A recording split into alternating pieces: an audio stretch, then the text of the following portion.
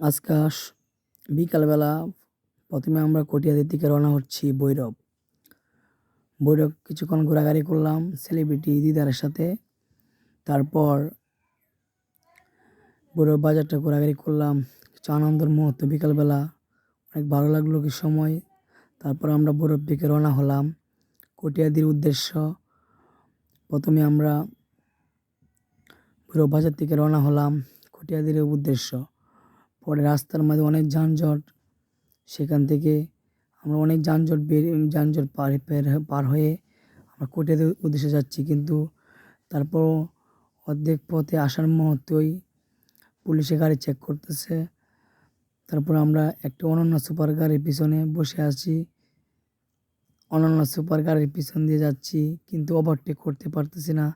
খুব চেষ্টা করে যাচ্ছি কিন্তু আমরা ওভারটেক করতে পারতেছি না।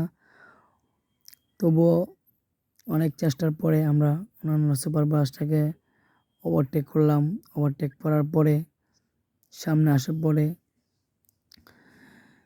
অনেকটা জাম কমে, যে স্টেডিয়ামের সামনে সিনারিটা খুব সুন্দর, সেই জন্য কিছুক্ষণ দাঁড়ালাম। দাঁড়ানোর পরে খুব ভালো লাগলো। ভালো লাগার পরে সিনারিগুলো দেখে খুব সুন্দর লাগলো। সুন্দর লাগার পরে আমরা ঘুরলাম অনেক জায়গায়। ভৈরব ঘোরার পরে এখন তো প্রায়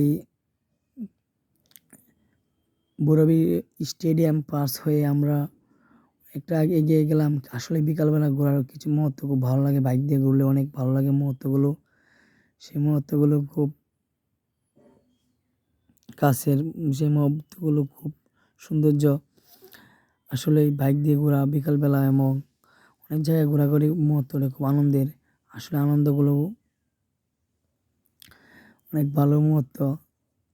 তাই যাই হোক, সকলে বাইক দিয়ে ঘোরার চেষ্টা করুন বিকালবেলা। অনেক জায়গায় যাইবেন, অনেক সুন্দর কিছু মুহূর্তগুলো দেখবেন। মুহূর্তগুলো দেখে আপনাদের কাছে খুব ভালো লাগবো।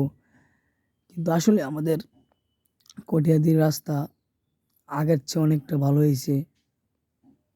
রাস্তা অনেক ভালো হয়েছে, এখন খুব সুন্দর।